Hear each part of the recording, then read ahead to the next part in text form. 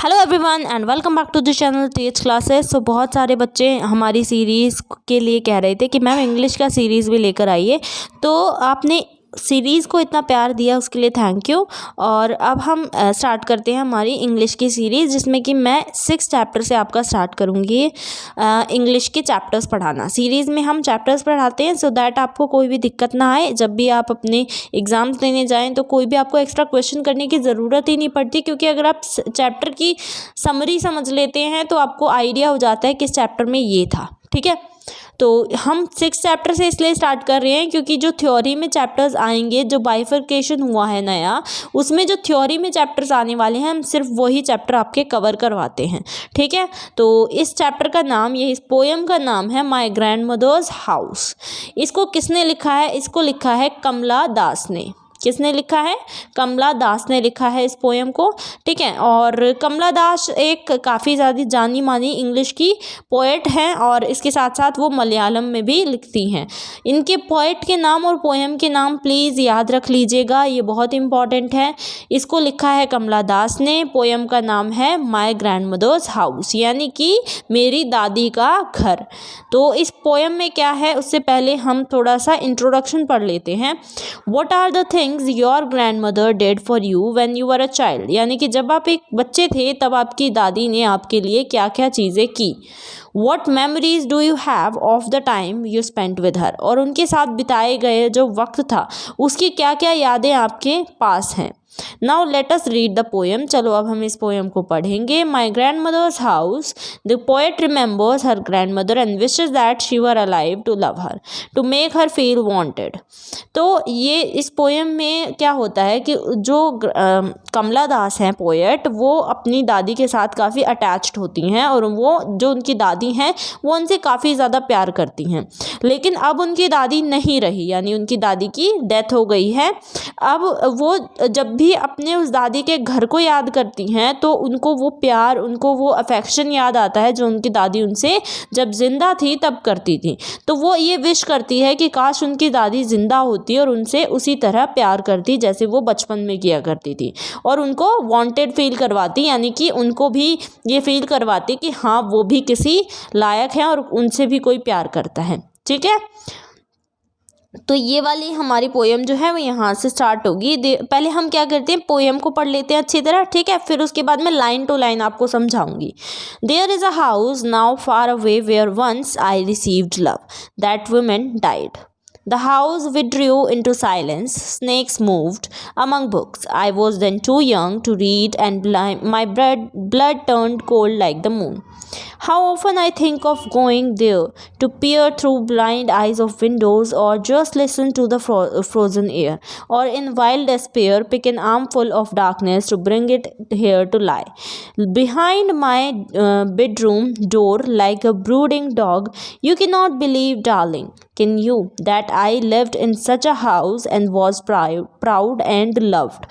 I who have lost my way and beg now at strangers' doors to receive love, at least in small change. तो हमने ये poem पढ़ ली। इतनी सी आपकी poem है पर इसमें डीप मीनिंग है, तो अब लाइन टू लाइन पढ़ते हैं। There is a house now far away where once I lived received love. तो कहती है कि एक घर था, अब वो मेरी मेमोरीज़ में काफ़ी दूर है। मेमोरीज यानी मेरी यादों में अब वो काफ़ी दूर है, और वहाँ पर मैंने कभी, वंस का मतलब होता है कभी, रिसीव किया था लव, यानी कि वहाँ से मुझे बहुत ज़्यादा प्यार मिलता था उस घर से। दैट वुमेन डाइड, और वो जो औरत थी वो अब मर चुकी थी। वो औरत कौन थी? उसकी दादी। और वो घर कौन था? वो उसकी दादी का घर था। ठीक है, the house withdrew into silence, snakes moved among books, यानी कि अब वो जो घर था, क्योंकि जब कोई इंसान अकेला एक घर में रहता है, जब वो मर गया मान लीजिए वो इंसान, तो वो घर क्या होगा, उस घर में बिल्कुल साइलेंस हो जाएगा, बिल्कुल चुप हो जाएगा वो घर। ना उसमें कोई हलचल होगी, ना उसमें कोई भी बातचीत होगी। तो वो वैसे ही इसकी दादी का जो घर था वो भी साइलेंस में चला गया था। विड्रू का मतलब होता है चले जाना। ठीक है, वो भी साइलेंस में बिल्कुल चुप हो गया था वो घर भी। स्नेक्स मूव्ड अमंग बुक्स, और जो सांप होते हैं वो बुक्स के आसपास या फिर बुक्स में से निकलकर मूव करते हैं। ठीक है, I was then too young to read, और वो बुक्स किसकी थी, वो बुक्स उसकी दादी की हुआ करती थी। और ये याद करती है कि जब मैं छोटी सी थी, I was then too young to read, यानी कि जब मैं बहुत छोटी थी उस समय पे मैं रीड नहीं कर पाती थी। वो रीड क्यों नहीं कर पाती थी, क्योंकि वो बहुत छोटी थी और ये उसकी दादी की जो बुक्स थी वो उन्हें पढ़कर उसकी दादी सुनाया करती थी। And my blood turned cold like the moon, और वो कहती है कि मेरा जो ब्लड है, मेरा जो खून है, वो बिल्कुल इस तरीके से जैसे मून ठंडा पड़ जाता है, जैसे चांद एकदम ठंडा होता है वैसे ठंडा पड़ गया। How often I think of going there, मैं बहुत बार उस घर में जाने की कोशिश करती हूँ, उस घर को देखने की कोशिश करती हूँ। To peer through blind eyes of windows और just listen to the frozen air. लेकिन अब ये बताओ, अगर कोई उस घर में है ही नहीं तो ये जाकर क्या करे, है ना। इसको अपनी दादी की याद आती है और ये कहती है कि मैं उस घर में जाने की कोशिश करती हूँ, वो घर जो मुझे प्यार देता था वहाँ मैं ना जा सकती, लेकिन मैं एक बार वहाँ जाकर ये देखना चाहती हूँ उस विंडोज़ से, मतलब उस खिड़की से मैं वहाँ का जो नज़ारा है, उस घर के अंदर का जो नज़ारा है वो बिल्कुल बंद आँखों से देखना चाहती हूँ। यानी कि अंधी आँखें, ब्लाइंड आइज़ का मतलब होता है जो अंधी आँखें होती हैं विंडोज़ की। और ब्लाइंड वैसे उसको भी बोलते हैं जो आपके डोर्स होते हैं उसके जो बहुत ये जो ब्लाइंड्स टाइप के नहीं लगा देते हैं लोग बाग, जो आप कह सकते हैं ब्लू कलर के होते हैं, ठीक है, उनको फिर धागे से बांध दिया जाता है। तो वो कहते हैं कि मैं उन ब्लाइंड्स से देखना चाहती हूँ विंडो के अंदर, या फिर जो फ्रोज़न एयर है उसको सिर्फ सुनना चाहती हूँ। क्योंकि जब एक घर में कोई भी नहीं है और वो घर बहुत दिनों से लॉक है तो वहाँ पर क्या होगा कि वहाँ पर हवा भी नहीं आ पाएगी। तो अब वहाँ हवा भी जम गई है, फ्रोज़न एयर, फ्रोज़न का मतलब जम जाना, ठीक है। वहाँ इसलिए कहती है कि मैं उस विंडो पर जाकर खड़ा होना चाहती हूँ जहाँ पर कभी उस घर में मेरी दादी रहा करती थी, मैं उस घर में देखना चाहती हूँ, ठीक है, और मैं उस हवा को महसूस करना चाहती हूँ, वो जमी हुई जो हवा है। और in wild despair pick an armful of darkness to bring it here to lie. तो ये वो कहती हैं कि मैं या फिर काफ़ी ज़्यादा जो मेरे अंदर दुख है उसको लेकर मैं उस घर में जाकर, अब जो वहाँ पर आर्मफुल ऑफ डार्कनेस, मैं वहाँ से आर्मफुल ऑफ डार्कनेस लेकर आना चाहती हूँ। यानी कि बाहें भरकर वहाँ से अंधेरा लेना चाहती हूँ। अंधेरा ये क्यों लाना चाहती है वो भी मैं आपको बताऊँगी। To bring it here to lie behind my bedroom door like a brooding dog.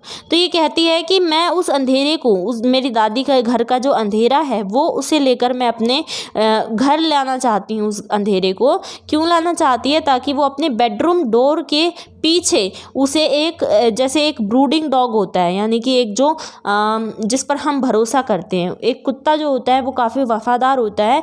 तो ये कह रही है कि एक ब्रूडिंग डॉग की तरह मैं उसको अपने घर के बेडरूम के डोर के पीछे रखना चाहती हूँ। उस अंधेरे को क्यों रखना चाहती है, you can not believe darling. अब ये जो डार्लिंग शब्द है ये पोएट ने अपनी हस्बैंड के लिए इस्तेमाल किया है।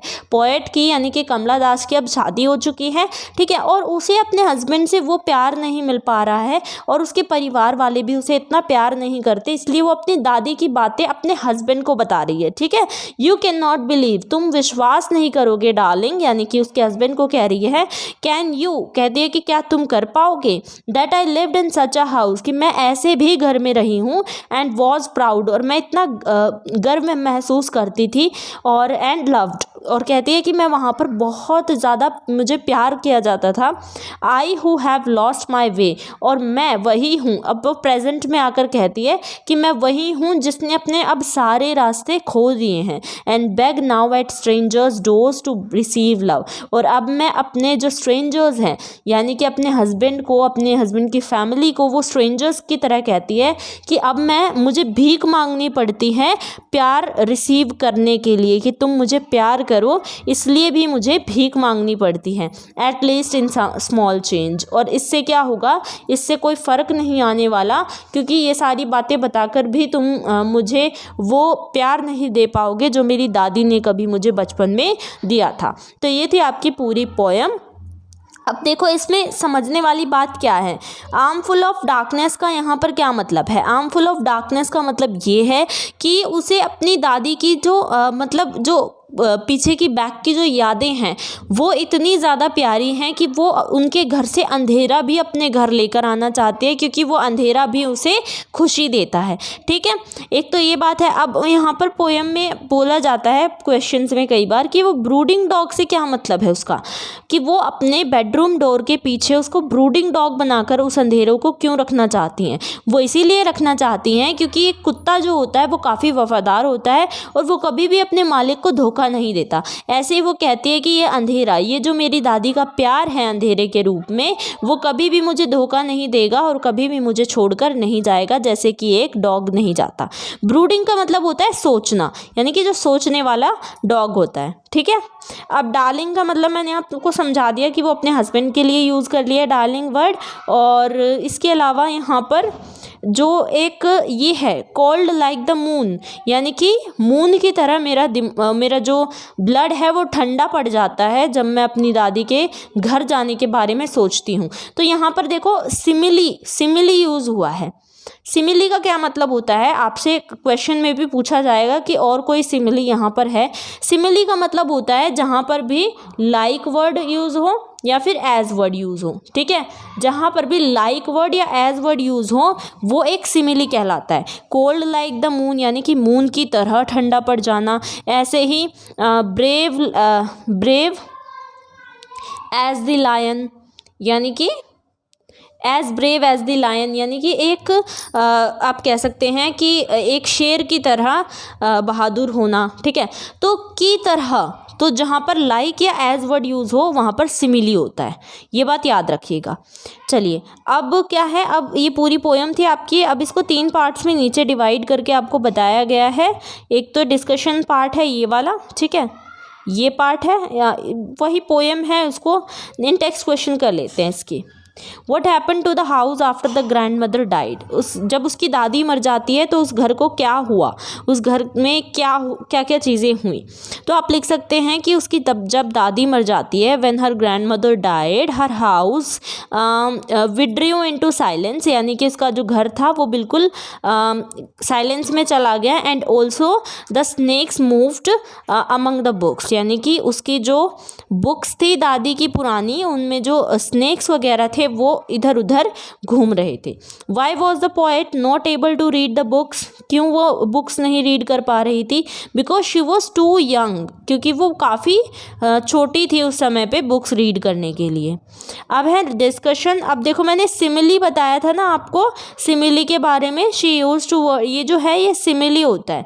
A comparison of two things using like और एज, यानी कि जब दो चीज़ों का कंपैरिजन किया जाए तो और किसका इस्तेमाल करके, लाइक वर्ड का या एज वर्ड का, तो वहाँ पर सिमिली होता है। सिमिली एक हाईलाइट करने के लिए एक पर्टिकुलर क्वालिटी को हाईलाइट या कैरेक्टरिस्टिक को या फीचर को या कुछ भी हो सकता है, उस चीज़ को हाईलाइट करने के लिए। जैसा मैंने आपको कहा, as brave as the lion, as brave as a lion, he is as brave as a lion, यानी कि वो एक लायन की तरह बहादुर है। ठीक है, the place was silent like a grave, यानी कि वो एक ग्रेव की तरह साइलेंट थी वो जगह।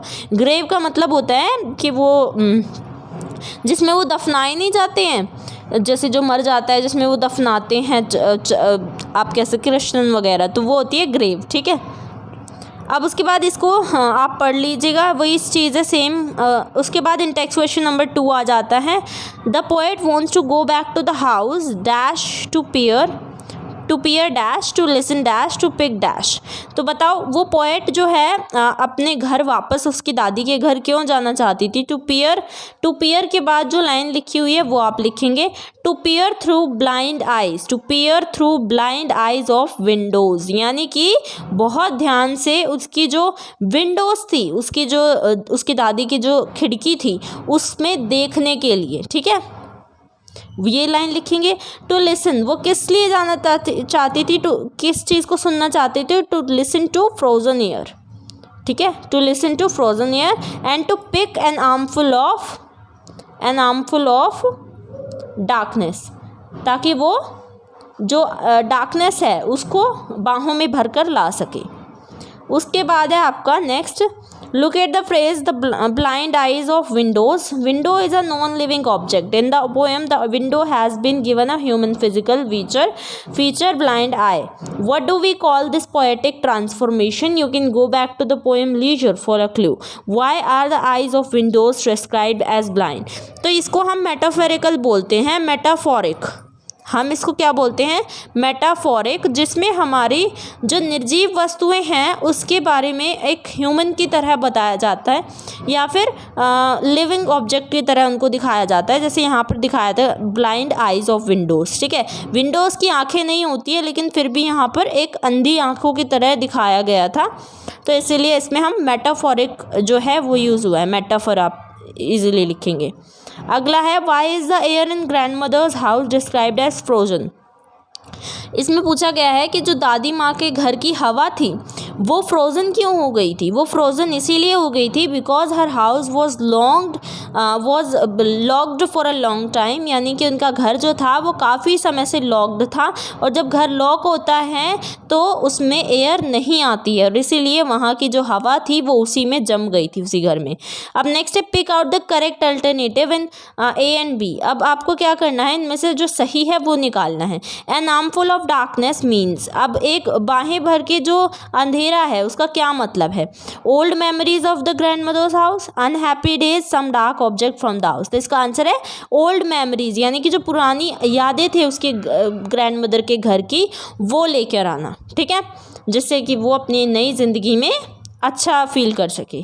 नेक्स्ट है to lie behind my bedroom door like a brooding dog means that, कि वो अपने दरवाजे के पीछे, बेडरूम के पीछे एक ब्रूडिंग डॉग की तरह उस अंधेरे को रखना चाहती है। इसका मतलब क्या है?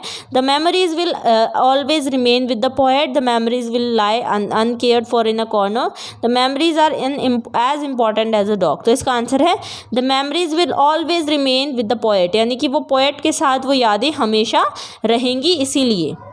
अब नेक्स्ट है Which words tell you that the poet is talking to someone? कौन से वर्ड से आपको ये पता चलता है कि पोएट जो है वो किसी और से बात कर रही है? तो हमें डार्लिंग वर्ड से ये पता चलता है कि वो पोएट जो है अपने हस्बैंड से बात कर रही है, ठीक है। What is she telling him और हर, वो अपने मतलब जिसे भी वो बता रही है तो वो क्या बता रही है? तो वो अपने हस्बैंड को ये बता रही है कि उस समय पे मतलब वो कहती है कि क्या तुम बिलीव कर पाओगे कि कभी मुझे इतना भी प्यार मिला है अपनी दादी माँ से कि मैं आज अब स्ट्रेंजर्स की जो मतलब दरवाजे पर इस तरीके से प्यार मांग रही हूँ, वो कभी मुझे ज़रूरत ही नहीं पड़ी थी। नेक्स्ट है in the last 3 lines of the poem the poet thinks of herself as a beggar. तो लास्ट की 3 लाइन्स जो हैं उसमें वो पोएट बोलती है कि मैं बेग करती हूँ, मतलब मैं अब भीख मांगती हूँ उस प्यार के लिए। तो क्या वो एक बेगर की तरह अपने आप को दिखाती है? तो फर्स्ट में पूछा गया है what is she begging for, वो किस चीज़ के लिए बेग कर रही थी? तो वो अपने लव के लिए बेग कर रही थी। What does she mean by small change, small change से उसका क्या मतलब था? वो चाहती थी कि उसका हस्बैंड थोड़ा सा बदल जाए और उसको उसी तरीके से प्यार करे जिस तरीके से उसकी दादी माँ करती थी। अब देखो नेक्स्ट है first question, cold like moon is a simile. मैंने आपको ऑलरेडी बता दिया ये एक सिमिली है क्योंकि लाइक का इस्तेमाल हुआ है। Can you pick out another simile from the poem, poem से क्या आप कोई और दूसरी सिमिली निकाल सकते हैं? तो देखते हैं, हम निकालने की कोशिश करते हैं, ठीक है।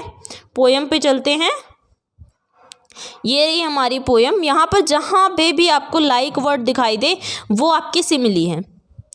तो देखो हम, हाँ ये रही, देखो behind my bedroom door like a brooding dog, यानी कि मेरे दरवाजे के पीछे एक वफादार कुत्ते की तरह मैं उसे रखना चाहती हूँ उस अंधेरे को। लाइक वर्ड आ गया, इसका मतलब यहाँ पर सिमिली का इस्तेमाल हुआ है। ऐसे अगर आपसे पेपर में पूछे तो प्लीज़ इसी तरीके से ढूंढकर आपको निकाल लेना है, जहाँ पर भी लाइक या एज वर्ड आए वो सिमिली है। नेक्स्ट है आपका the poet thinks of her past, यानी कि जो पोएट है वो अपने पास्ट के बारे में सोचती है। How is her present different from the past, वो उसका जो प्रेजेंट है, उसका जो वर्तमान चल रहा है वो कैसे पास्ट से अलग है। तो आप लिख सकते हैं her past is very she was loved in her past and she received a lot of love from her grandmother in the past, but today in present she is not receiving any love from her husband or her family. Okay, तो आप लिखेंगे कि अब उसे अभी present में उसे अब उतना प्यार नहीं मिल पा रहा है जितना उसे उसकी दादी माँ ने बचपन में या पास्ट में दिया। नेक्स्ट है pick out words from the poem which convey the sense of loss that the poet feels. हमें पोएम में से वो वर्ड्स निकालने हैं जिससे कि ये पता चले कि पोएट ये फील करती है कि उसने कुछ खोया है। तो हम इसके लिए वर्ड यूज़ करते हैं। एक है डिस्पेयर वर्ड है, ठीक है, डिस्पेयर वर्ड है, और एक वर्ड है होप वर्ड। तो डिस्पेयर का मतलब क्या होता है कि किसी चीज़ को लेकर वो बहुत ज़्यादा निराश है। निराश वो इस चीज़ को लेकर थी कि उसको उसकी दादी माँ छोड़कर चली गई, और होप उसको इस चीज़ की थी कि क्या पता उसका हस्बैंड इस चीज़ को सुनकर बदल जाए, ठीक है। अब नेक्स्ट है read the following sentences. First है grandparents belong to a different generation and have ideas which may not fit in the modern context. तो एक तो होता है कि देखो ग्रैंड पेरेंट्स जो होते हैं वो दूसरी जनरेशन के होते हैं ना, बहुत अलग जनरेशन होती है, उनकी जनरेशन में बहुत सारी अलग बातें होती हैं और उनके आइडियाज़ और कॉन्टेक्स्ट भी अलग होते हैं मॉडर्न कॉन्टेक्स्ट से। One day we too will become old and infirm, और एक दिन हम भी ओल्ड हो जाएंगे, इन्फॉर्म हो जाएंगे। We would like to be treated with dignity and affection in our old age, और हमें अपने ओल्ड एज में जब हम बूढ़े हो जाएंगे तब हम भी ये चाहेंगे कि हमें भी अफेक्शन मिले, प्यार मिले। Suggest 2 or 3 ways in which you can show love and concern for the elderly. अब आपको 3 या 4 तरीके बताने हैं कि किस तरीके से आप अपने एल्डरली जो आपके बड़े बुजुर्ग हैं उनसे प्यार दिखा सकते हैं। तो ये आप मुझे कमेंट में लिख कर बताएंगे, और वो भी सिर्फ इंग्लिश में। हिंदी में कोई बच्चा नहीं लिखेगा क्योंकि इंग्लिश में ही हमें पेपर लिख कर आना है। तो कमेंट आप ज़रूर करेंगे इसको लेकर कि कैसे आप अपने बड़े जो हैं उनसे प्यार दिखा सकते हैं। ये था आपका पूरा चैप्टर। अच्छा, एक मैंने शायद गलती कर दी यहाँ पर, देखो 1 मिनट रुकिए। एक क्वेश्चन था ना, उसमें हमसे पूछा था कि ग्रूमिंग, एक मिनट, उसमें मैंने आपको मेटाफर बताया, उसमें मेटाफर नहीं होगा, उसमें होगा आपका पर्सोनिफिकेशन, ठीक है, पर्सोनिफिकेशन आएगा उसमें चलते हैं हम।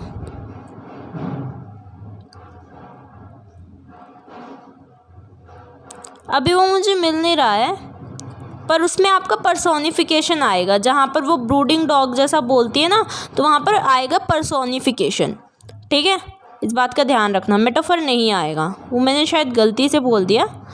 अब देखो ये हो गई आपकी वीडियो कंप्लीट। आई होप आपको ये वीडियो पसंद आई होगी। लाइक ज़रूर करिएगा और कमेंट पे मुझे बताइएगा कि आपको ये वीडियो कैसी लगी और मैं कैसे अपने पढ़ाने के तरीके में और सुधार कर सकती हूँ।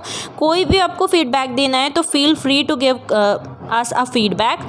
सो वी विल लव कि आप अपना फीडबैक हमें दें, ठीक है। कमेंट ज़रूर करिएगा, इसके अलावा लाइक ज़रूर करिएगा and share this video with everyone, you know, जो भी एनएस से पढ़ रहे हैं उनके साथ ज़रूर शेयर करो और सब्सक्राइब करो हमारे चैनल टीएच क्लासेस को ऐसे ही और वीडियोज़ के लिए। आई होप आप सभी को ये वीडियो बहुत पसंद आई होगी। Thanks for watching.